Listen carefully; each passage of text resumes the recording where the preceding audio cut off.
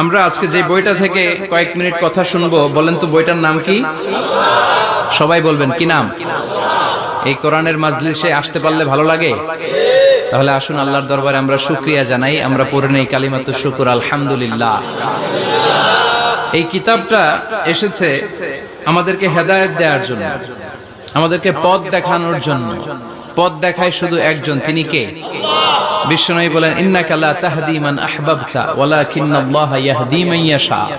ও নবী, আপনি যাকে চান তাকে আপনি হেদায়েত দিতে পারবেন না, কারণ হেদায়েত দেওয়ার নিরঙ্কুশ ক্ষমতা একজনের হাতে, তিনি কে? বিশ্বনবী যদি হেদায়েত দেওয়ার মালিক হতেন, তাহলে তো বিশ্বনবীর চাচা আবু তালেবকে হেদায়েত করে দিতেন। পারছিলেন?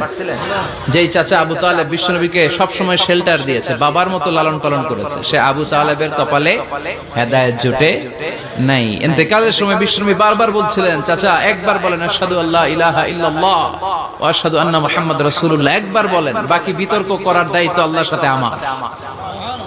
আবু তালেব বললেন, আলা মিল্লাতি আব্দুল মুত্তালিব, বুখারীর বর্ণনা। উনি বললেন, আমি আব্দুল মুত্তালিবের শিরকি ধর্মের উপর আমার জীবন ত্যাগ করে শেষ নিঃশ্বাসটা ত্যাগ করলাম। বিশ্বনবী হেদায়েত করে দিতে পারে নাই। পৃথিবীতে অনেক বাবা ছিল নবী, ছেলের হেদায়েত হয় নাই, আছে না নাই? সাইয়েদনা নূহ আলাইহিস সালাম আল্লাহর নবী, কিন্তু ছেলে কানানের হেদায়েত জুটেছে? জুটে নাই। অনেক ছেলে ছিল নবী, বাবার হেদায়েত হয় নাই। সাইয়েদনা ইব্রাহিম আল্লাহর নবী ছিল না? কথা বলেন, কিন্তু বাবার হেদায়েত হয়েছে? হয় নাই। অনেক স্বামী ছিল নবী, স্ত্রীর নসিবে হেদায়েত জুটে নাই। সাইয়েদনা লূত আলাইহিস সালাম আল্লাহর নবী, পয়গম্বর, কিন্তু স্ত্রীর হেদায়েত জুটে নাই। আবার অনেক স্ত্রী ছিল আল্লাহর ওয়ালি, প্রিয় ভাজন বান্দি, কিন্তু স্বামীর হেদায়েত হয় নাই। আসিয়া, হ্যাঁ, ইমরাতু ফিরাউন, ফিরাউনের বউ আসিয়া। গোটা বিশ্বের মুমিন নারীদের মডেল আল্লাহ এই কাফেরের বউকে বানিয়ে দিয়েছে। পৃথিবীতে কিয়ামত অবধি যত মুমিন নারীরা আসবে, সব মুমিন নারীদের মডেল কাফেরের বউ। সুবহানাল্লাহ কইতে মনে যায় না? ফিরাউনের নসিবে হেদায়েত জুটে নাই, কারণ হেদায়েত দেয় কে? আমরা আল্লাহর কাছে হেদায়েত কামনা করি, আমরা যেন সব সময় হেদায়েতের উপর থাকি। আরে হেদায়েতের দোয়া কিন্তু আমরা প্রতিদিন করি। বিষ্ণুবী শিখিয়েছেন, হেদায়েতের দোয়া করো, সালাতে পড়ো, ইহদিনাস সিরাতাল মুস্তাকিম। ও Allah, show us the right path, show us the correct path, show us the middle path. Allah আমাদেরকে আত-তারিকাল ওয়াসাতি, মিডল পাথ দেখান, সোজা সরল পথ দেখান, যে পথে একবার উঠবো পথটা শেষ হয়ে যাবে জান্নাতুল ফেরদাউসের ভিতরে। পড়েন সুবহানাল্লাহ। তো এই জন্যই কোরআন এসেছে আমাদেরকে হেদায়েত দিতে।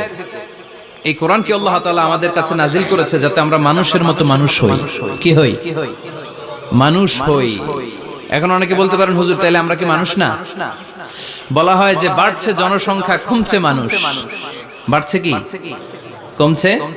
তার মানে আমরা চোখে যা দেখি সবগুলা মানুষ না, সবগুলা এগুলো জনসংখ্যা। বাড়ছে জনসংখ্যা, কমছে মানুষ। গরুর পেট থেকে বেরোলে ওটা গরু হয়ে যায়, ছাগলের পেট থেকে বেরোলে ওইটা ছাগল হয়ে যায়, কিন্তু মানুষের পেট থেকে বেরোলে ওটা মানুষ হয় না, ওটার মানুষ করতে হয়, ওটার মানুষ বানাতে হয়।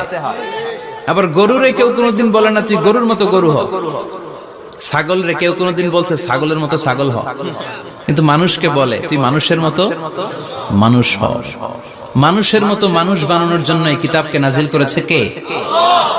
এই কিতাবের preface of the book, introductory সূরা হচ্ছে সূরাতুল ফাতিহা, মানে ভূমিকা সূরা। এই ভূমিকা বাদ দিলে এরপরে সর্বপ্রথম কোরআনের সূরা কোনটা? বাকারা, মানে কি? গাভী। আর সর্বশেষ সূরা আন-নাস। নাস মানে কি? মানুষ। আল্লাহ বুঝাতে চাইলেন তোমার মধ্যে পশুত্বের যে প্রবৃত্তি আছে, কোরআনটা শুরু থেকে পড়তে পড়তে শেষ পর্যন্ত পৌঁছালে সেটা ডিলিট হয়ে তুমি আসল মানুষ হয়ে যাবা। এজন্য মানুষের মতো মানুষ হতে হবে। মানুষকে আল্লাহ এত কোয়ালিটি, এত ক্যাপাবিলিটি দিয়েছে, মানুষ যখন শ্রেষ্ঠ হয় সে শ্রেষ্ঠত্বে ফেরেশতাকে ছাড়িয়ে যায়। আবার মানুষ যখন নিকৃষ্ট হয় সে পশুত্বকেও হার মানায়। মানুষ ভালো হলে সে ফেরেশতার চেয়ে ভালো। সুবহানাল্লাহ পড়েন। বিশ্বনবী সাল্লাল্লাহু আলাইহি ওয়াসাল্লামকে নিয়ে সাইয়েদনা জিবরাইল মিরাজে গেলেন। একটা নির্ধারিত জায়গা, সিদরাতুল মুনতাহা, বর্ডার এরিয়া। ওখানে এসে বিশ্বনবীকে বলে, আল্লাহ আর তো আমি যেতে পারবো না, এটা হচ্ছে আমার লাস্ট ডেস্টিনেশন, এর উপরে কোনোদিন আমি যাই না।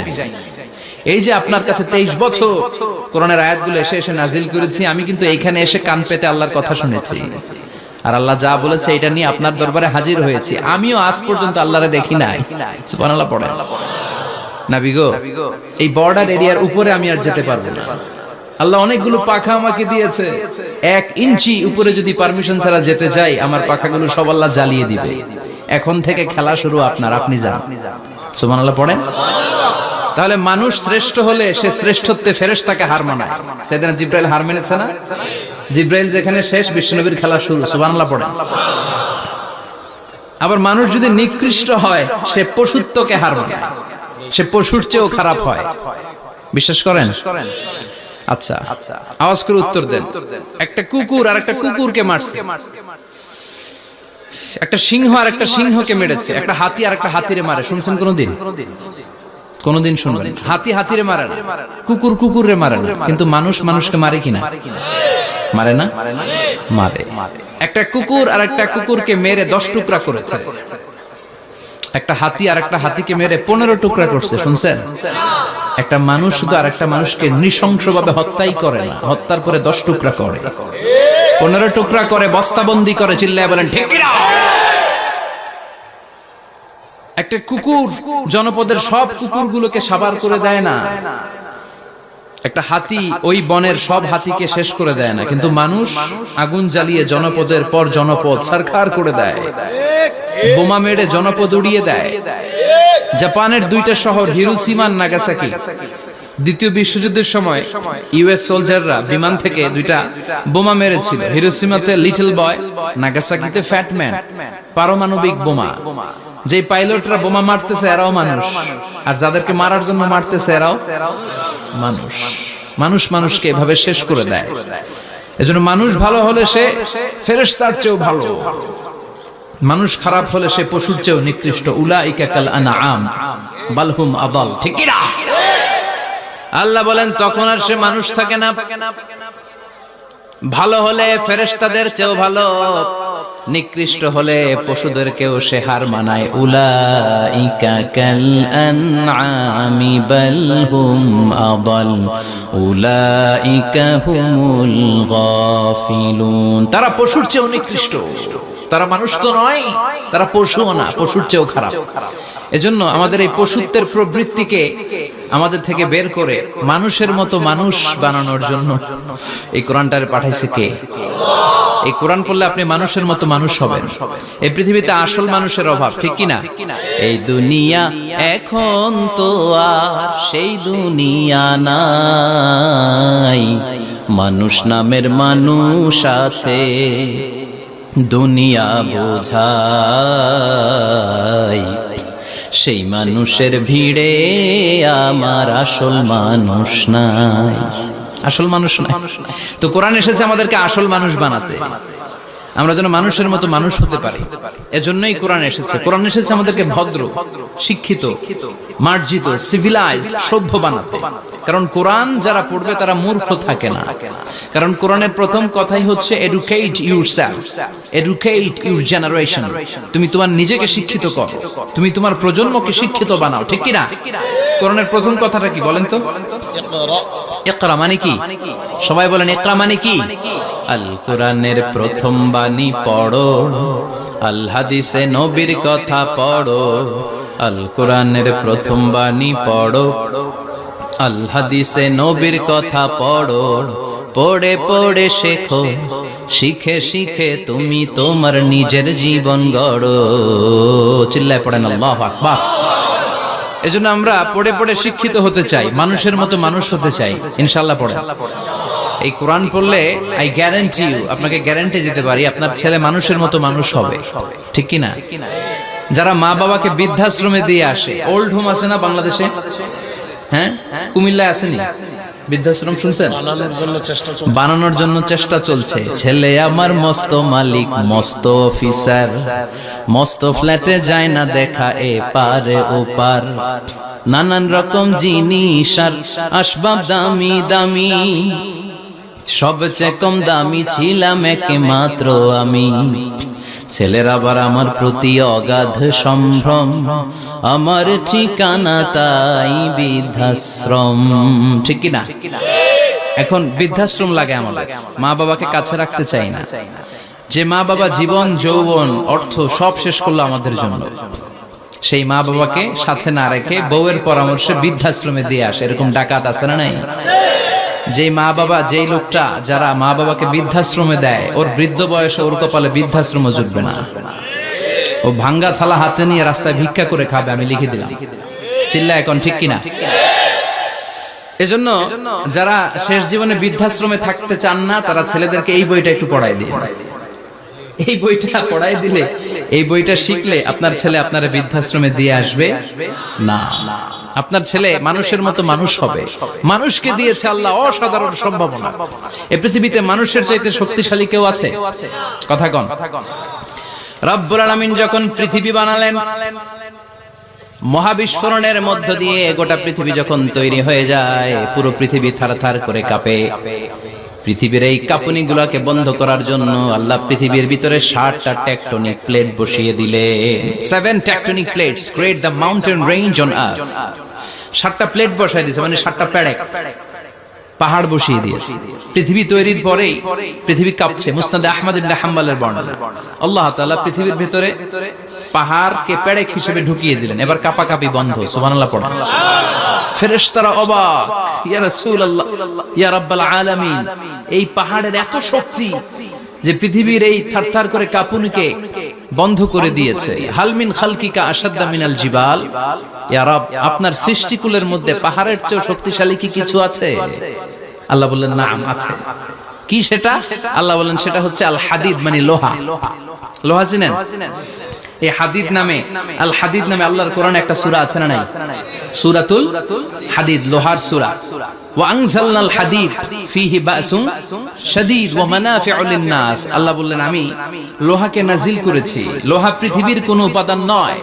ওয়া আনজালনাল হাদিদা ফীহি বাসুন শাদীদ।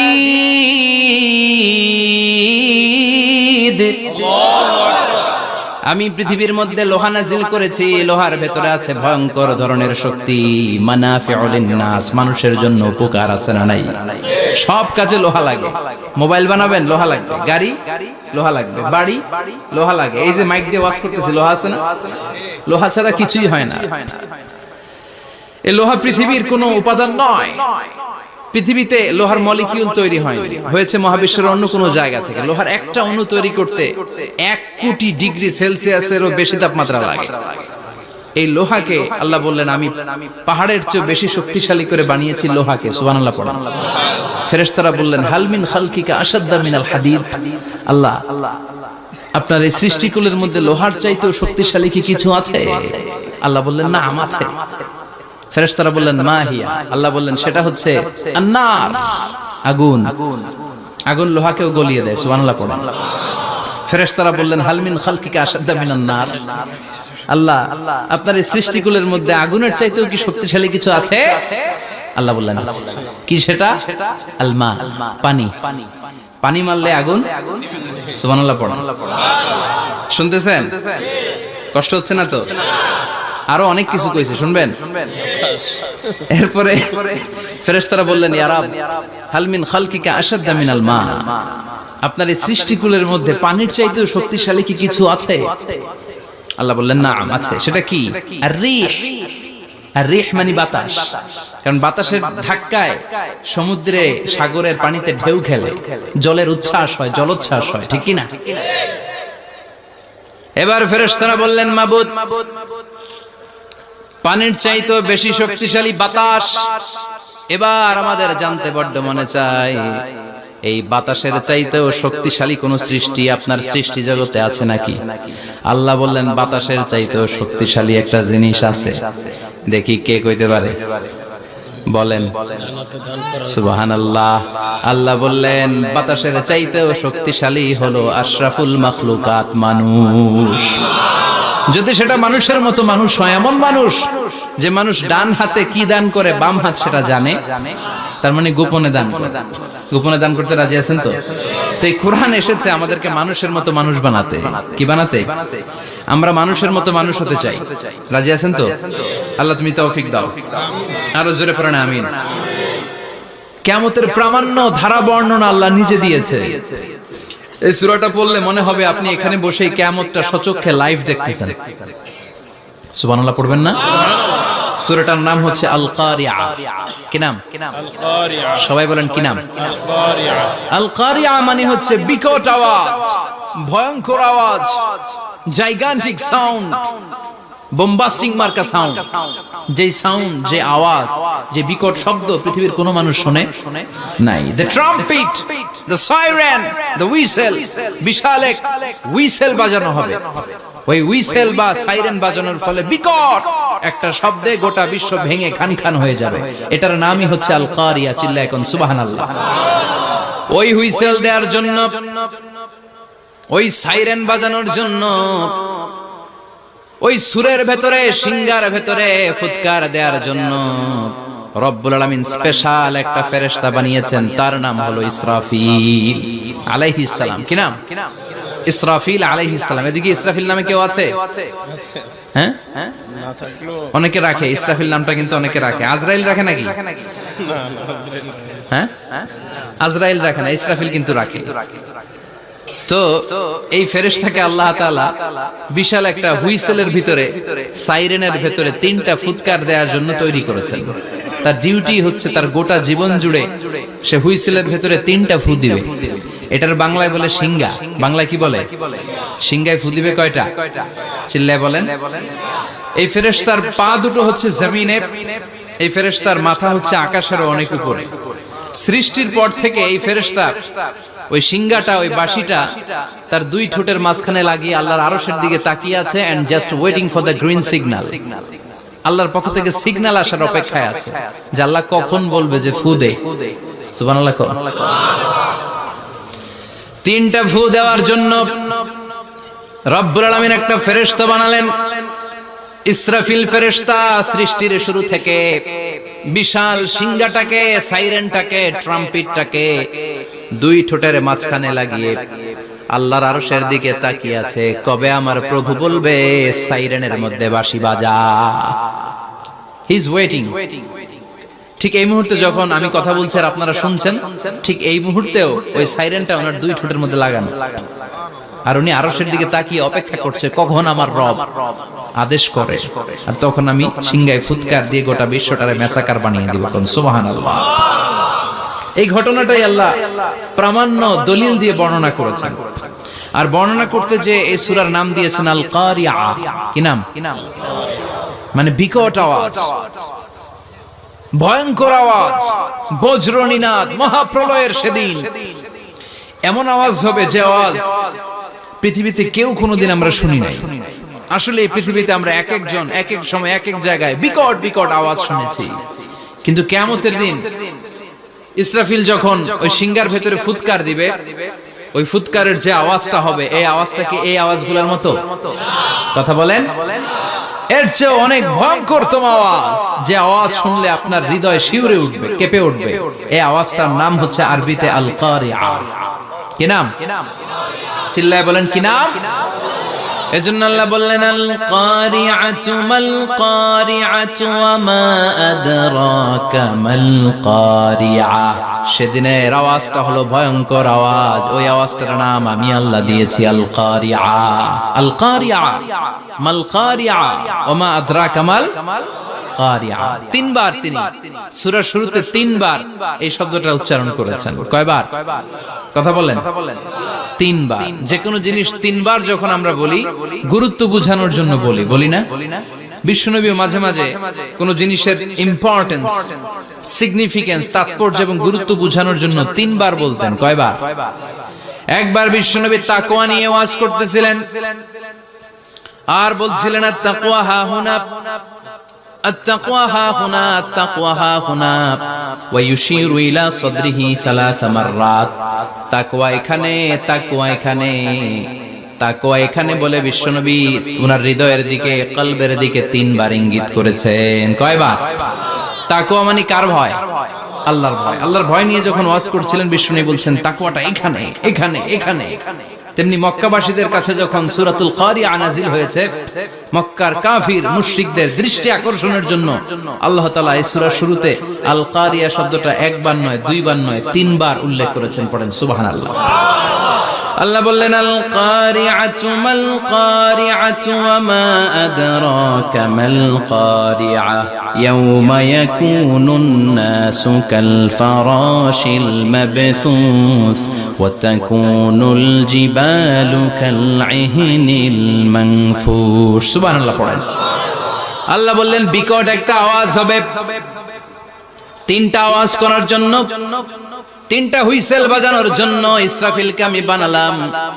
প্রথম সিঙ্গার ফুৎকার যখন ইসরাফিল ফেরেশতা হুইসেলের মধ্যে দিয়ে দিবে, তখন যেই ভয়ঙ্কর শব্দটা হবে ওই শব্দটার নাম হলো আল কারিআ। কি নাম? আল কারিআ। ওটা দেওয়ার সাথে সাথে পুরো পৃথিবীটা লন্ডভন্ড হয়ে যাবে। এখন আমরা যেরকম আরামসে বসে আছি, ওই সময় পৃথিবীর অবস্থা এরকম থাকবে। আল্লাহ বললেন ইয়াউমা ইয়াকুনুন নাসু কাল ফারাশিল মাবথুস ওয়া তাকুনুল জিবালু কাল ইহনিল মানফুশ। সেদিন মানুষগুলো বিক্ষিপ্ত পতঙ্গের মতো নিক্ষিপ্ত হবে, পাহাড়গুলো ভেঙে খান খান হয়ে যাবে, তুলার মতো পাহাড় ধ্বনিত হতে থাকবে, তুলার মতো। সুবহানাল্লাহ পড়ো। মানুষগুলো ছিটকে পড়বে। এই পৃথিবীর মাধ্যাকর্ষণ শক্তি থাকার কারণে আমরা ছিটকে পড়ি না। এই যে বসে আছি, সবকিছু পৃথিবীর মধ্যে লেগে আছে। এটার কারণ দ্য গ্র্যাভিটেশনাল ল, গ্র্যাভিটেশনাল পাওয়ার। এটা পৃথিবীর সবকিছু তার কেন্দ্রের দিকে টেনে রাখে। কিন্তু কিয়ামতের দিন আল্লাহ পৃথিবীটারে ধরে যখন একটা ঝাঁকুনি দিবেন, একটা কাঁপুনি দিবেন, একটা ভাইব্রেশন দিবেন, একটা আর্থকোয়েক, একটা ভূমিকম্প দিবেন, মুহূর্তের মধ্যেই পুরো পৃথিবীর সবকিছু ছিটকে পড়ে যাবে। চিল্লায় পড়েন আল্লাহু আকবার। মানুষগুলো পৃথিবীতে বসে থাকতে পারবে না, দাঁড়িয়ে থাকতে পারবে না, ডানে বায়ে সামনে পিছনে কে কোথায় ছিটকে পড়বে কোনো ইয়ত্তা থাকবে না। কাল ফারাশিল মাবথুস। মানুষগুলো বিক্ষিপ্ত পতঙ্গের মতো নিক্ষিপ্ত হবে। শীতকালে ছেলেপেলেরা গ্রামাঞ্চলে অনেক সময় র্যাকেট খেলে না, ব্যাডমিন্টন খেলে, দেখবেন ওই খেলার জন্য শীতকালে ক্ষেতের মাঝখানে বাঁশ গেড়ে দেয় আর বাঁশের মধ্যে লাইট লাগায়। এলাকায় খেলেনি? কি নাম এই গ্রামের? পাহাড়পুর। পাহাড়পুরে খেলো তোমরা? এই রাত্রিবেলা বাঁশ গেড়ে দিলে ওর মধ্যে লাইট লাগালে কোত্থেকে যেন অনেক পোকা চলে আসে, ডান দিকে একটা, বাঁ দিকে একটা, সামনে পেছনে ছিটকে ছিটকে পড়ে। কিয়ামতের সেই কঠিন দিন মানুষগুলো বিক্ষিপ্ত এরকম পতঙ্গের মতো ডানে বায়ে ছিটকে ছিটকে পড়বে। পাহাড়গুলো চূর্ণ বিচূর্ণ হয়ে যাবে, ভেঙে খান খান হয়ে যাবে। তুলাকে ধ্বনিত করলে তুলা যেমনি ধ্বনিত হয়, তুলার মাঝখানে লাঠি দিয়ে পেটালে, তুলাকে পাতলা করার জন্য, আরামদায়ক করার জন্য, মোটা বানানোর জন্য যখন লাঠি দিয়ে ধ্বনিত করা হয়, দেখবেন সামান্য তুলার ধুলিকণা, ছিটেকণা বাতাসের মধ্যে শূন্যে ভাসে।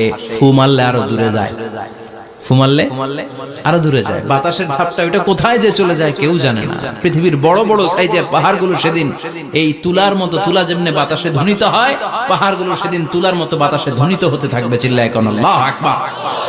এই পৃথিবীর সবচেয়ে বড় পাহাড়ের নাম মাউন্ট এভারেস্ট। বিশাল বড় পাহাড়, উপরে শুধু বরফ আর বরফ। এটার বলে হিমালয়। বাংলায় কি বলে? নেপালে অবস্থিত এই হিমালয়ের পাহাড়। আমি একবার কাতার থেকে যাচ্ছি কায়রো, ওই ফ্লাইটে হিমালয়ের পাশ দিয়ে ফ্লাই করে, বিমানের সামনে স্ক্রিন থাকে, আপনি কোন জেলা কোন থানার উপর দিয়ে যাচ্ছেন ওটা শো করে। আমি দেখলাম হিমালয়ের পাশ দিয়ে ফ্লাই করছে।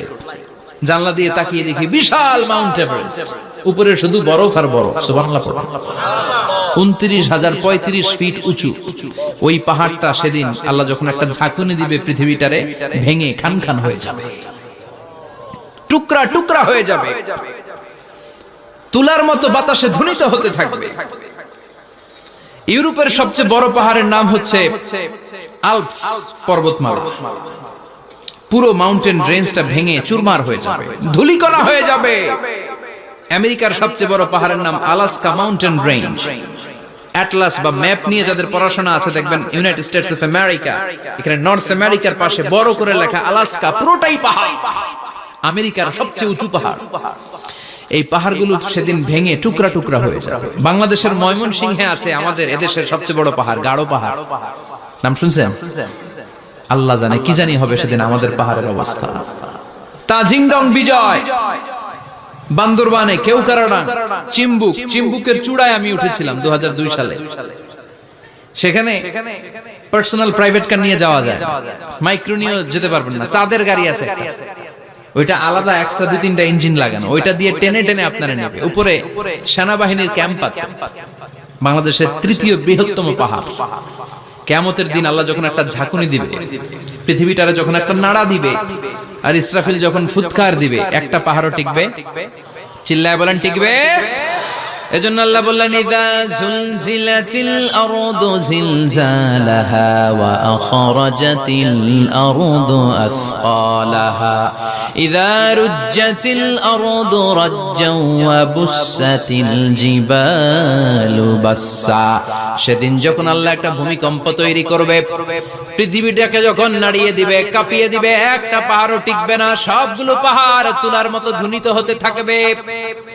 মানুষগুলো ছিন্ন বিচ্ছিন্ন হয়ে ডানে বায়ে ছিটকে পড়বে, চন্দ্র সূর্য আলো থাকবে না, মানুষের চোখগুলো ছানা বড়া হয়ে যাবে।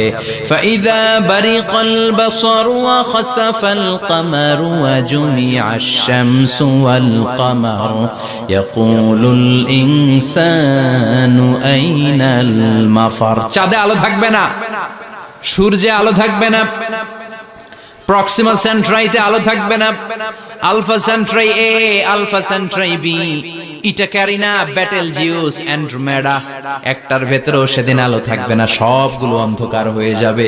সাগরের পানির মধ্যে সেদিন দাউ দাউ করে আগুন জ্বলবে। সেই দিনটার নাম হচ্ছে আল কারিয়া। মাল ওয়া মা আদরাকা মাল। মানুষগুলো পাগল হয়ে যাবে। কেউ থাকবে তখন টয়লেটে, ইমাজিন কেমন ভাবে আল্লাহ নকশা এঁকেছেন। কেউ থাকবে টয়লেটে, কেউ থাকবে ক্ষেত খামারে, কেউ থাকবে অফিস আদালতে, কেউ থাকবে রান্নাঘরে, কেউ থাকবে মৌজ মাস্তির ভেতরে। ঠিক তখনই কিয়ামত হয়ে যাবে, কেউ পার পাবে না, সবার মুখে একটা চিৎকার, আইনাল মাফার। পালাবো কোথায়? কিয়ামতটা শুধু পৃথিবীর একদিকে অনুষ্ঠিত হবে না, গোটা বিশ্বব্যাপী হবে, তাই না? নাকি বাংলাদেশে কিয়ামত শুরু হইলে সৌদিতে হবে না? হ্যাঁ, আমেরিকাতে হবে না, সুইজারল্যান্ড, ইন্দোনেশিয়া, অস্ট্রেলিয়া, গোটা বিশ্বব্যাপী একসাথে কিয়ামতের ভয়ঙ্কর দৃশ্যের অবতারণা ঘটবে। চিল্লা এখন ঠিক কিনা? মা তার ছেলেরে চিনবে না, দুধের বাচ্চাকে রেখে মা পালাবে। দুধের বাচ্চা, যে বাচ্চা দুধ খায়, ব্রেস্ট ফিডিং বেবি, এই বাচ্চাটা রেখে মা কোনো দিকে যায়? ডানে বায়ে কোথাও সরতে চায় না, ব্যথানি পায়, কষ্টনি পায়। এই দুধের বাচ্চাটারে ধাক্কা মেরে মা দিবে দৌড়। তাহলে কি ভয়ঙ্কর ঘটনা সেদিন ঘটবে। 3 মাসের 4 মাসের পেটের ভেতরে অপরিপক্ক বাচ্চা, এখনো পরিপূর্ণ হয় নাই, হাত পা ভালোভাবে গজায় নাই, ছোট্ট একটা গোশতের টুকরা। হসপিটালে এরকম যতগুলো নারী থাকবে, কিয়ামতের ভীতিকর অবস্থা দেখে মুহূর্তের মধ্যে সব অপরিপক্ক বাচ্চাগুলো ডেলিভারি হয়ে যাবে। এক ধাক্কায় 3 মাসের বাচ্চাটার হাত পা গজায় নেই এখনো ঠিক মতো, এক ধাক্কা, এক ভূকম্পনে, এক কাঁপুনির চোটে পেটের সব বাচ্চাগুলো খালাস হয়ে যাবে, ডাক্তার ছাড়া, ইনজেকশন ছাড়া। আল্লাহ বললেন সেদিনটার নাম হলো আল কারিয়া। মাল ওয়া মা আদরাকা মাল। ইয়াউমা ইয়াকুনুন নাসু কাল ফারাশিল মাবথুস, মানুষগুলো নিক্ষিপ্ত হবে। ওয়া তাকুনুল জিবালু কাল আহিনিল মানফুশ, পাহাড়গুলো তুলার মতো ধ্বনিত হতে থাকবে। এখন উপরের দিকে তাকালে কি সুন্দর নীল আকাশ দেখা যায়, সেদিনে আকাশও থাকবে না। ইয়াউমিন নাতবিস সামাআ কা তায়্যি সিজিল্লিল কুতুব, কাগজের পৃষ্ঠা যেমনি তোমরা ভাঙো, কাগজ যেমনি হাতের মুঠোয় নিয়ে তোমরা গুটিয়ে ফেলো, সেদিন এই বিশাল 7 আকাশটারও হাতের মুঠোয় নিয়ে গুটিয়ে ফেলবে কে? কুতুব। Can you imagine? আপনি কি কল্পনা করতে পারেন এই দৃশ্যপট যখন ঘটবে গোটা বিশ্বব্যাপী কি মেসাকার হবে? স্যাটেলাইট চ্যানেলগুলো ভেঙে দুমড়ে মুচড়ে পড়বে, পৃথিবীর যত বড় বড় টাওয়ার গুলো আছে ভেঙে আবাসিক এলাকার উপর পড়বে, পাহাড়গুলো ভেঙে খান খান সাগরের পানির ভেতরে দাউ দাউ করে আগুন জ্বলবে। বুর্জ আল খলিফা, পৃথিবীর সবচেয়ে উঁচু টাওয়ার, ওইটার তো কিছু হবে না। ওই দিন কি হবে? ভেঙে যাইব, ভেঙে খান খান হয়ে যাবে, ভেঙে টুকরা টুকরা হয়ে যাবে। এবার আমি যখন হজে গিয়েছিলাম, জেদ্দা এয়ারপোর্টে নেমে মক্কা যাচ্ছি প্রথমে উমরার জন্য, তখন বাঁ দিকে অনেক দূরে দেখতে পেলাম কিংডম টাওয়ার। এটার কাজ চলতেছে, আগামী বছর, এই বছর অথবা আগামী বছর এটা খুলে দিবে। এটা বুর্জ আল খলিফা থেকে আরো উঁচু। বুর্জ আল খলিফা 818 মিটার উঁচু, আর এই কিংডম টাওয়ার 1000 মিটার উঁচু, মানে 1 কিলোমিটার উঁচু। কিয়ামতের ওই ঝাঁকুনি আর ভূমিকম্পের সময় এগুলো টিকবে একটাও?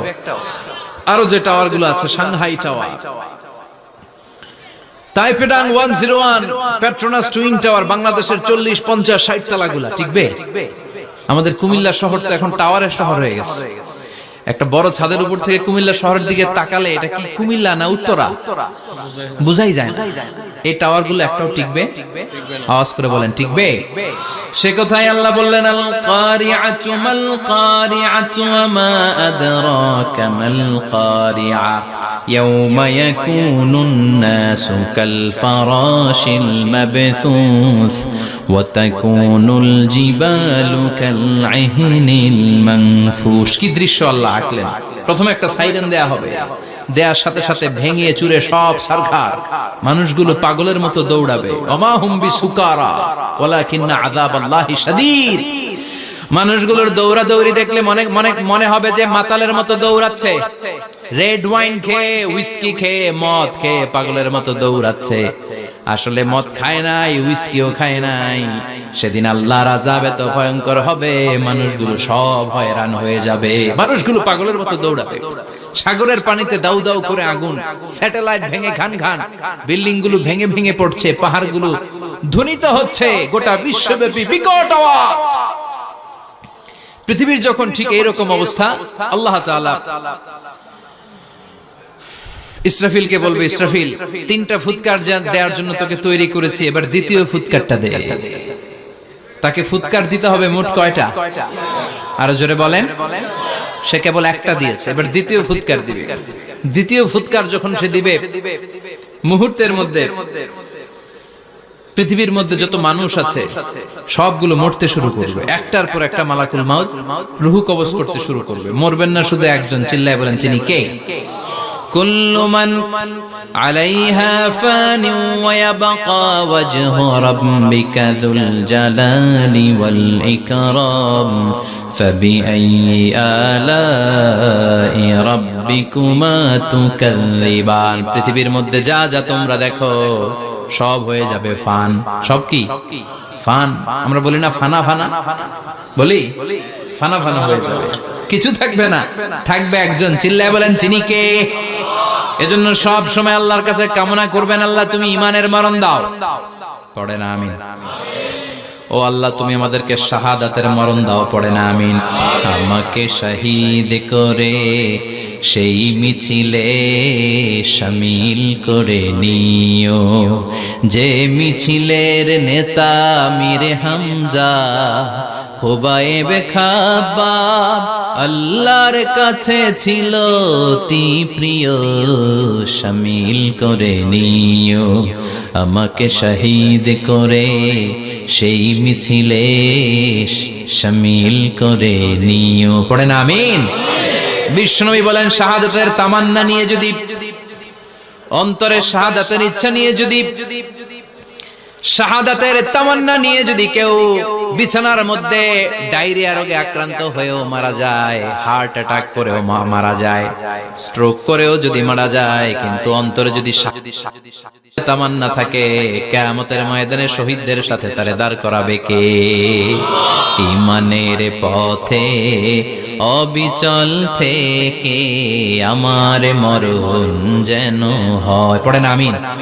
আমার সাথে সাথে বলেন, ঈমানের পথে অবিচল থেকে আমার মরণ যেন হয়।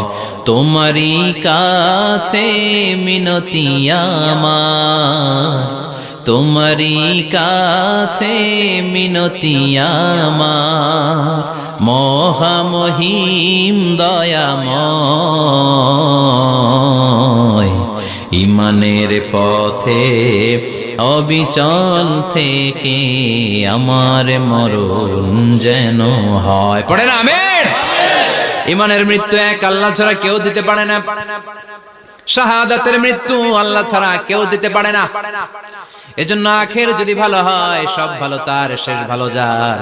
বিশ্বনবী দোয়া করতেন, আল্লাহুম্মা রযুকনা হুসনাল খাওয়াতিম, আল্লাহুম্মা রযুকনা হুসনাল খাওয়াতিম। প্রতিদিন সব সময় নামাজের পরে পড়বেন, আল্লাহুম্মা রযুকনা হুসনাল খাওয়াতিম, আল্লাহুম্মা রযুকনা হুসনাল খাওয়াতিম। আল্লাহ আমাদের শেষটাকে ভালো করো, আমাদের শেষটাকে তুমি ঈমানের উপর করো। পড়েন আমিন। অনেক আল্লাহওয়ালা নামাজি শেষ জীবনে মুরতাদ হয়ে যায়, নাস্তিক হয়ে যায়, আছে না নাই? মুফাসসির ইসলামের নাম শুনছেন? অনেক ইসলামের বয়ান দিত লোকটা শুরু থেকে আমি তাকে চিনতাম। অনেক ইসলামের বয়ান করতো, ইসলামের পক্ষে এসে অনলাইনে কথা বলতো। আস্তে আস্তে আস্তে আস্তে নাস্তিক হয়ে গেছে। এজন্য বিশ্বনবী বলতেন, আল্লাহুম্মা রযুকনা হুসনাল খাওয়াতিম, আল্লাহ শেষটা আমার ভালো করো, আমার শেষটা যেন কালিমাতুত তাইয়্যিবা লা ইলাহা ইল্লাল্লাহর উপর হয়, আমার শেষটা যেন ঈমানের উপর হয়। পড়েন আমিন। এক সাহাবা জিহাদের ময়দানে, বুখারীর বর্ণনা, যুদ্ধের ময়দানে সে সামনে যাই পাচ্ছে, লা তাজিদু শাযযা ওয়ালা ফাযযা ইল্লা ইয়াকতুলু বিসাইফি, বিশাল তলোয়ার নিয়ে আল্লাহু আকবার বলে বলে কাফের আর মুশরিকের বাচ্চাগুলোরে কচুকাটা করছে। সাহাবীরা দেখে পেছন থেকে বাহাবা দেয়, নবীর কাছে এসে খুশ খবর দেয়, ও নবী দেখেন আপনার সাহাবী দিন কায়েমের আন্দোলনে কালিমার পতাকাটারে জমিনের বুকে পতপত করে ওড়ানোর জন্য কেমন করে যুদ্ধের ময়দানে, জিহাদের ময়দানে কাফের আর মুশরিকদেরকে কচুকাটা করছে। নবী দেখেন আজকের জিহাদের ময়দানে যুদ্ধের সব সওয়াব আল্লাহ এই সাহাবীরই দিয়ে দিবে। বিশ্বনবী বললেন, হুয়া ফিন্নার, সে জাহান্নামে যাবে। সাহাবীরা তো অবাক, জীবন বাজি রেখে তলোয়ার নিয়ে কাফেরদের সাথে যুদ্ধে ময়দানের মধ্যে লিপ্ত, একটার পর একটা কাফের গুলোরে হত্যা করে জাহান্নামের মেহমান করে পাঠিয়ে দিচ্ছে। এই লোকটা কেমন করে জাহান্নামী হয়? বিশ্বনবী বললেন, হুয়া ফিন্নার, এই লোকটা জাহান্নামে যাবে, এরে কেউ বাঁচাতে পারবে না, জাহান্নামী। এক সাহাবী মনে মনে বলল, এই লোকটা কেমন করে জাহান্নামী হয়, আমি তার পেছনে পেছনে দেখবো তার শেষ পর্যন্ত কি ঘটে, কারণ নবী যা বলে এটা তো কোনোদিন মিথ্যা হতে পারে। সাহাবী লুকিয়ে লুকিয়ে তার পিছনে এলো, দেখলো যুদ্ধ করতে করতে জিহাদের ময়দানে শত্রুদের মাঝখানে ঘাটির ভিতরে সে মারতে মারতে চলে গিয়েছে, মারতে মারতে কাফেরদের মাঝখানে এমন জায়গায় চলে গিয়েছে চারদিক থেকে কাফেররা তাকে ঘেরাও দিয়ে ফেলেছে। এবার আর সে পারে না, দীর্ঘ সময় যুদ্ধ করতে করতে এবার ক্লান্ত শ্রান্ত, এবার নিজেও মারে আবার মাইরও খায়, মারে এবার মাইরও খায়। খেতে খেতে হঠাৎ এক কাফেরের তলোয়ারের আঘাতে তার ডান হাত নাই, এক কোপে ডান হাতটা জমিনে পড়ে গিয়েছে, ফিনকে দিয়ে রক্ত, ব্লিডিং হতে হতে, রক্তপাত হতে হতে সাহাবী নিস্তেজ, আর পারে না, আর সহ্য করতে পারে না। শাহাদাতের জন্য অল্প একটু দেরি, এই অল্প একটু দেরি সাহাবীর আর সহ্য হয় নাই। ওই সাহাবী নিজের তলোয়ারটা জমিনের মধ্যে গেড়ে তলোয়ারের উপরে ঝাঁপিয়ে পড়েছে। তলোয়ারের এক মাথা পেটের এইখান দিয়ে ঢুকে পিঠের ওই পাশ দিয়ে বের হয়েছে। যে সাহাবী পেছন থেকে ফলো করেছে সে বলে, আশহাদু আন্না মুহাম্মাদ রাসূলুল্লাহ, আল্লাহু আকবার। দৌড়ে এসে নবীর কাছে বলে, ও নবী, আপনি যে নবী, শেষ নবী, আখিরি জামানার পয়গম্বর, আপনি যে বিশ্ব নবী, কোনো সন্দেহ নাই, আমি নিজ চোখে চাক্ষুষ দেখে এসেছি আপনার ওই সাহাবা আত্মহত্যা করে দুনিয়া থেকে বিদায় হয়েছে। এজন্য শেষটা কার, শেষটা কিভাবে যায় আমরা জানি। এজন্য আল্লাহর কাছে আমরা ফরিয়াদ করি আমাদের মৃত্যু যেন ঈমানের মৃত্যু হয়। আমিন পড়েন, আর জোরে পড়েন আমিন। দ্বিতীয় ফুৎকার দেওয়ার সাথে সাথে আল্লাহ মালাকুল মাউতকে বলবে, ও মালাকুল মাউত, পৃথিবীর সব মানুষগুলোর রূহ কবজ কর, সব মানুষের রূহ কবজ হয়ে যাবে, সব জিনদের রূহ কবজ কর, সব জিনদেরও রূহ কবজ হয়ে যাবে। এবার সব ফেরেশতাদের রূহ কবজ কর, সব ফেরেশতাদের রূহ কবজ হয়ে যাবে। আল্লাহ বলবেন, আখবিরনি মাইয়াবকা, আর কে কে বেঁচে আছে বল। মালাকুল মউত বলবে, আল্লাহ মানুষগুলো সব শেষ, জিনগুলো শেষ, ফেরেশতাগুলো শেষ, শুধুমাত্র চারজন বড় বড় ফেরেশতা এখনো মরে নাই। আল্লাহ বলবে, যা জিব্রাইল, মিকাইল, ইসরাফিল, যে ইসরাফিলের ফুৎকারে কিয়ামত হয়েছে ওই ইসরাফিলকেও শেষ করে ফেল। জিব্রাইল, ইসরাফিল, মিকাইল সব শেষ। এবার মহাবিশ্বে কেউ নাই। আল্লাহ বলবেন, আখবিরনি মাইয়াবকা, ও মালাকুল মাউত আজরাইল, এবার কে আছে? কই কেউ নাই, সব শেষ। কেউ আছে? কেউ নাই, সব শেষ। আছে শুধু আল্লাহ আর মালাকুল মাউত, ঠিক কি না? আল্লাহ বলবে আখবিরনি মাইয়াবকা, ও মালাকুল মাউত আমারে বল কে আছে? কয় আমি আছি। কয় তুই মর। আমি আছি আমি। আল্লাহ বলবে তাহলে এবার তুই মর।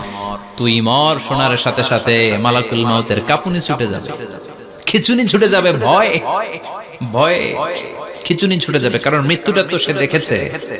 দুইটা সিস্টেমে মালাকুল মাউত রূহ কবজ করে। আপনারা যারা আল্লাহওয়ালা, আপনাদের মাথার সামনে এসে একটা যুবক সুশ্রী, যত সুন্দর হতে পারে একজন মানুষ, এরকম একজন মানুষের চেহারায় আসবে আপনাদের কাছে, এসে সুগন্ধি পারফিউম মাখা সাদা ধবধবে কাপড় পরে এসে আপনার শিওরে বসবে, এসে খুবই বিনয়ের সাথে ভদ্রতার সাথে বলবে, ইয়া আইয়াতুহান নাফসুল মুতমাইন্না, ইয়া আইয়াতুহান নাফসুল মুতমাইন্না, ইয়া আইয়াতুহান নাফসুত তাইয়্যিবা, হে পবিত্র আত্মা বেরোয়া। বলার সাথে সাথে আপনার রূহটা স্মুথলি বের হয়ে যাবে। ইয়াতি বিহানুত মিন হানুতিল জান্নাহ, কাফান মিন আকফানিল জান্নাহ, জান্নাতের হানুতে করে কাফনের মধ্যে পেঁচিয়ে আপনার রূহটারে মালাকুল মাউত ইল্লিনে নিয়ে যাবে। আল্লাহ আমাদের সবার নসিবে এই ঘটনা তুমি জারি করে দিও, আমিন।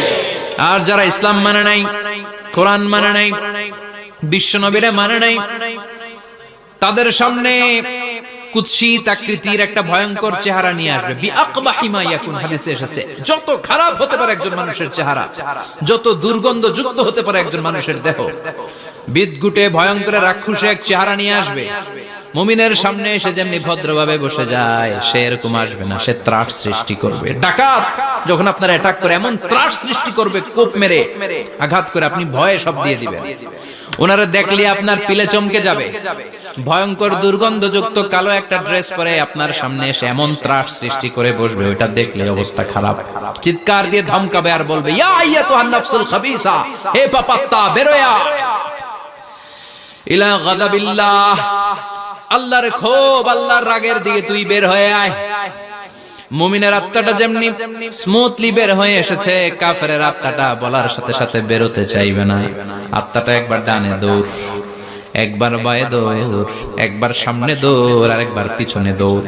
এবার মালাকুল মাউত আরো হিংস্র হয়ে যাবে, পা থেকে টান মেরে সারা দেহ থেকে খিচুনি দিয়ে পুরো দেহটারে চাপতে চাপতে জীবিত একটা ছাগলের চামড়া জীবিত অবস্থায় তার দেহ থেকে উল্টো দিকে টেনে টেনে বের করলে যেমন কষ্ট হয়, একজন কাফেরের রূহ দেহ থেকে টেনে হিচড়ে মালাকুল মাউত বের করে ফেলবে। এজন্য আল্লাহর কাছে আমরা চাই, ঈমানের পথে অবিচল থেকে আমার মরণ যেন হয়। প্রতিদিন পড়বেন এটা দোয়া, ঈমানের পথে থেকে যেন আমাদের মৃত্যু হয়। পড়েন আমিন। মালাকুল মাউত এই দৃশ্যগুলো নিজেই ঘটিয়েছে, তার জানা আছে মৃত্যুর কত কষ্ট। আল্লাহ বলবেন মর, বলার সাথে সাথে কাঁপুনি ছুটে যাবে। আল্লাহ বলবেন কেঁপে লাভ নাই, মর, মরতে হবেই, কারণ কুল্লু নাফসিন, everyone has to take the test of death, সবাইকে মৃত্যু নিতে হবে, গ্রহণ করতে হবে স্বাদ। The most certain thing in our life is death, but the most uncertain thing in our life is the time of death. আমাদের জীবনের সবচাইতে সুনিশ্চিত বিষয় হচ্ছে যে আমরা মরব, এটা আমরা সবাই জানি না, কিন্তু সবচাইতে অনিশ্চিত বিষয় হচ্ছে যে আমরা কখন মরব, এটা আমরা কেউ জানি না। জানি মালাকুল মাউত কাঁপতে থাকবে। আল্লাহ বলবেন জান্নাত এবং জাহান্নামের মাঝ বরাবর একটা জায়গা আছে, আল আরাফ, ওইখানে দাঁড়া। ওইখানে দাঁড়িয়ে মালাকুল মাউত বিকট একটা চিৎকার দিয়ে সারা পৃথিবীর মানুষগুলো, ফেরেশতাগুলো যেমনি দুনিয়া থেকে বিদায় হয়েছে, মালাকুল মাউত তখন বিদায় হয়ে যাবে। সেদিন বিকট একটা চিৎকার মেরে তিনি বিদায় হবেন। বিশ্বনবী বলেন মালাকুল মাউতের মরণের সময় সেই চিৎকারটা ওই দিন এত ভয়ঙ্কর হবে, দুনিয়াতে যদি তখন মানুষ থাকতো, কিয়ামত ঘটানোর জন্য আলাদা করে ইসরাফিলের সিংগায় ফুৎকার দেওয়ার আর দরকার হতো না। মালাকুল মাউতের মরণের কষ্টের ওই চিৎকারের আওয়াজ শুনলে মানুষগুলো সব কানের পর্দা ফেটে জমিনের মধ্যে তখনই লাশ হয়ে পড়ে যেত। মালাকুল মাউত এখন আর নাই, ডানে বায়ে সামনে পেছনে কেউ নাই, একজন ছাড়া, তিনি কে? আল্লাহ তখন বলবেন ইয়া আরদু আইনা নাহারুকে, পৃথিবী তোর নদীগুলো কই, বিল্ডিং গুলো কই, রাজা বাদশা গুলো কই, পৃথিবীর নাজ নেয়ামত কই, ভোগের দুনিয়া আজকে কোথায়, অহংকার দাপট আর ক্ষমতার বড়াই আজকে কোথায়? লিমানিল মুলকুল ইয়াউম, who belongs the kingdom today, আজকে ক্ষমতা কার? চিল্লায় বলেন তো সেদিন ক্ষমতা হবে কার? লিমানিল মুলকুল ইয়াউমা লিল্লাহিল ওয়াহিদিল কাহ্হার। ক্ষমতা সেদিন কারো নয়, ক্ষমতার মালিক একজন, তিনি কে? সব ক্ষমতার মালিক আল্লাহ, কেউ নাই, সব মরে গেছে। এভাবে যে কত হাজার কোটি বছর আল্লাহ একা থাকবেন এটা আল্লাহ জানেন, আমরা কেউ জানি? ইসরাফিলকে আল্লাহ বানিয়েছিলেন সিংহায় 3টা ফুৎকার দেওয়ার জন্য। চিৎকার করে বলতে হবে কয়টা? দিছে কয়টা? বাকি আছে কয়টা? এবার রব্বুল আলামিন ইসরাফিলকে জীবিত করবেন, জীবিত করে বলবেন তাড়াতাড়ি 3য় ফুৎকার দিয়ে তোর ডিউটি শেষ কর। সুবহানাল্লাহ পড়েন। ইসরাফিল এবার 3য় ফুৎকার দিবে। 3য় ফুৎকার দেওয়ার সাথে সাথে পৃথিবীর বিভিন্ন প্রান্ত থেকে, মহাবিশ্বের বিভিন্ন প্রান্ত থেকে মানুষের জিনগুলো দাঁড়াতে শুরু করবে। বিমান দুর্ঘটনায় যারা মারা গিয়েছে, ছাই হয়েছে, ছাই থেকে উঠে দাঁড়াবে। তিমি মাছের খাবার হয়ে সাগরের মধ্যে মিশে গিয়েছিল, সাগর থেকে দাঁড়াতে শুরু করবে। পাহাড়ের মধ্যে যারা মারা গিয়েছে, পাহাড় থেকে উঠবে। হিন্দুদের শ্মশানের মধ্যে যেখানে লাশ পোড়ানো হতো, ওখান থেকে দাঁড়াবে।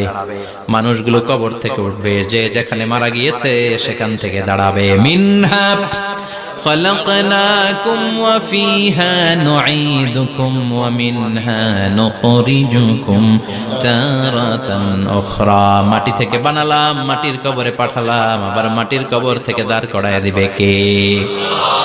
মানুষগুলো দাঁড়াবে।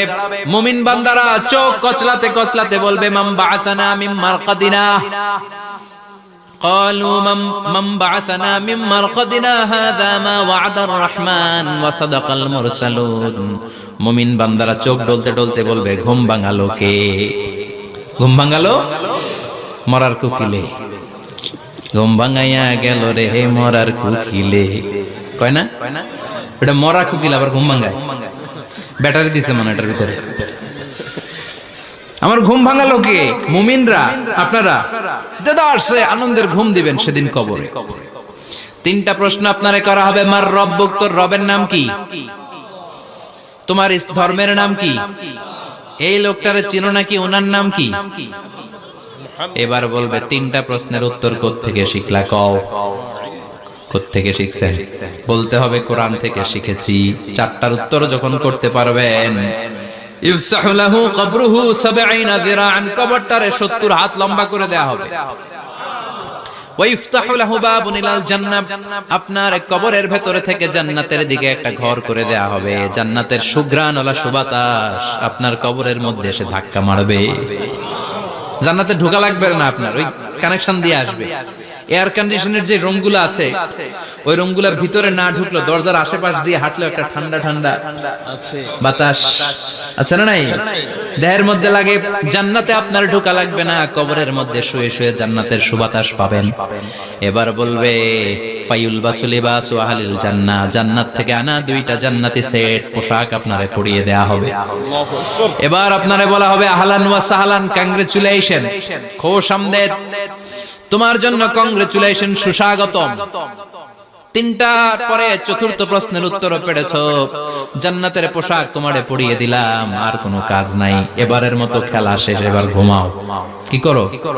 কথা বলেন। ঘুমাও। নাম কানাউমিল আরুস, বাসর রাতে বর যেমনি কনেকে নিয়ে শান্তির ঘুম দেয়, এরকম ঘুম দাও। তোমার ঘুম কেউ ভাঙাতে পারবে না ইসরাফিলের 3 নাম্বার ফুৎকার ছাড়া। সুবহানাল্লাহ পড়বেন না? সেই ঘুম ভেঙে যাবে। চোখ ডলতে ডলতে বলবে মান বাআসানা মিন মারকাদিনা হাযা মা ওয়া'দার রাহমান ওয়া সাদাকাল মুরসালুন। চোখ ডলতে ডলতে বলবে কে আমাদের ঘুম ভাঙালো? ফেরেশতারা বলবে হাযা মা ওয়া'দার রাহমান, এটা সেই দিন যেদিনের ওয়াদা দিয়েছে কে? আজকের দিনটা হলো ফাইনাল দিন। আজকের খেলাটা হবে ফাইনাল খেলা, দ্য ফাইনাল ডে। আজকে বিচারের দিন। ওই যে শুনছিলা জাররা জাররা বিচার হবে, ওই বিচার আজকে অনুষ্ঠিত হবে। পৃথিবীর বুকে যে বিচারগুলো হয় নাই, সেদিন ওই বিচারগুলো করবে কে? পৃথিবীর বুকে যে ধর্ষণের বিচার হয় নাই, ওই দিন ওই ধর্ষণের বিচার আছে না নাই? পৃথিবীর বুকে যে অন্যায় ভাবে বিচার বহির্ভূত হত্যাগুলো করা হয়েছে, ক্রস ফায়ার গুলো দেয়া হয়েছে, গুম করা হয়েছে, খুন করা হয়েছে, সেদিন এই বিচারগুলো আছে না নাই? পৃথিবীর বুকে জুলুম করে একজনের জমি আরেকজন মাইরা খাইছে, ওনার দাপট ছিল, ওনার উপরে কোনো কথা ছিল না গ্রামে, কিন্তু কিয়ামতের ওই কঠিন দিনে এগুলোর বিচার আছে না নাই? বিচার যদি না থাকতো, all the worldly life it's a joke. বিচার না থাকলে পৃথিবীটা এটা একটা জোক, এটা একটা খেলাধুলা। অবশ্যই বিচার থাকতে হবে, বিচারের কাঠগড়ায় তোমাকে দাঁড়াতে হবে। চিল্লা এখন ঠিক কি না? সবাই দাঁড়াবে। The day of resurrection, the day of qiyamah, al-qari'ah, mal wama adraka mal। বিশ্বনবী বলেন উলঙ্গ হয়ে দাঁড়াবে সব। ইহশারুন নাসু ইয়াওমাল কিয়ামাতি হুফাতান উরাতান মুশাতান গুরলা। সেদিন মানুষগুলো উলঙ্গ, গায়ে জামা নাই, পেটে দানা পানি নাই, পায়ের মধ্যে জুতা নাই, সব উলঙ্গ। ভাবতেছেন না খালি শুনতেছেন? ভাবতেছেন যে ওই দিন আপনিও দাঁড়াবেন, আমিও দাঁড়াবো, আমাদের সবাইকে দাঁড়াতে হবে। অবশ্যম্ভাবী, ওটা থেকে পার পাওয়ার কোনো সুযোগ আমাদের নাই। চিল্লা এখন ঠিক কি না? আল্লাহ বললেন কাআন সাফসাফা লা তারা ফিহা ইওয়াজান ওয়ালা আমতা, লেভেল প্লেইং ফিল্ড। এক জায়গা থেকে কোটি কোটি মানুষ এক নজরে দেখা যাবে।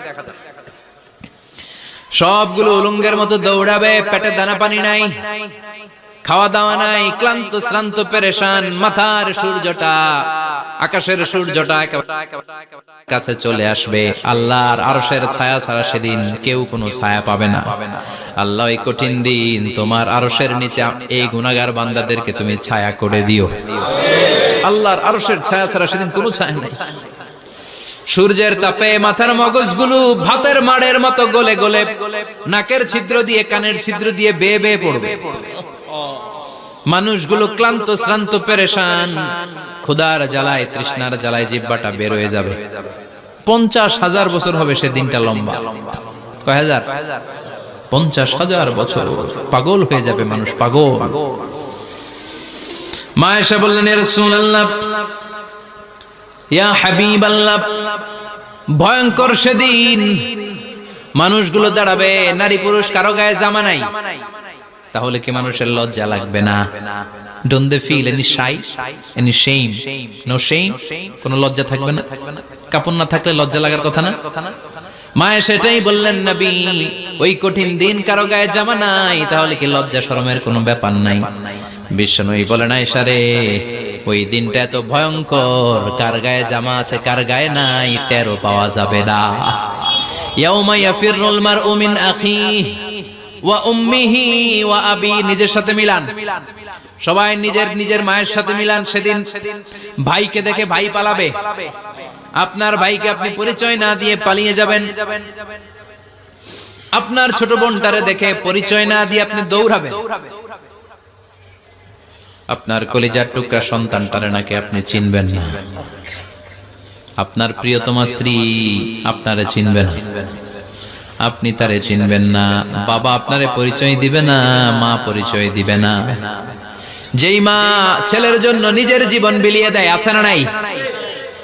যেই বাবা ছেলের সন্তানের কল্যাণের জন্য নিজের জীবনটারেও বিলিয়ে দিতে কুণ্ঠাবোধ করে না, ওই বাবা ছেলেরে পরিচয় দিবে না। মা মেয়েরে চিনবে না, বন্ধু বন্ধুরে চিনবে না, পীর সাহেব মুরিদরে চিনবে না, মুরিদ পীর সাহেবরে চিনবে না, মুসল্লি ইমাম সাহেবকে চিনবে না, ইমাম মুসল্লিকে চিনবে না, নেতা কর্মীরে চিনবে না, কর্মী নেতারে চিনবে না, কেউ কাউরে চিনবে না। সাধারণ মানুষ আপনারে কি করবে? নবীরাও বলবে ইয়া নাফসি। সব নবীর মুখের জিকির ইয়া নাফসি, ইয়া নাফসি। বাঁচানোর কেউ নাই। 50,000 বছর মানুষগুলো ছুটতে ছুটতে সাইয়েদনা আদম আলাইহিস সালামের কাছে যাবেন। নূহ আলাইহিস সালাম, ইব্রাহিম আলাইহিস সালাম, মূসা আলাইহিস সালাম, সবাই বলবে পারবো না, আমাদের পক্ষে করা কিছু সম্ভব না। আজকে আল্লাহ এত রাগান্বিত হয়েছে, এত রাগান্বিত আল্লাহ পৃথিবীতে কোনোদিন হন নাই। আবার এর চেয়ে বেশি রাগান্বিত সামনেও কোনোদিন হবেন না। আজকে আল্লাহর সামনেই যাওয়া যাবে না। পরে সাইয়েদনা ঈসা আলাইহিস সালাম বলবেন সাজেশন আছে আমার কাছে, সাজেশন। আজকের এই কঠিন দিনে কোন নবী আল্লাহর সামনে দাঁড়াতে পারবে না, একমাত্র আখিরি জামানার পয়গম্বর বিশ্ব নবী মুহাম্মদুর রাসূলুল্লাহ ছাড়া সাল্লাল্লাহু। বিশ্ব নবী মাকামে মাহমুদে তখন সিজদায় পড়ে থাকবেন, কাঁদতে থাকবেন। সবার জিকির ইয়া নফসি, বিশ্ব নবীর জিকির ইয়া উম্মতি। আল্লাহু আকবার। আল্লাহ বলবেন নবী আর কাঁদবেন না, মাথা তুলেন।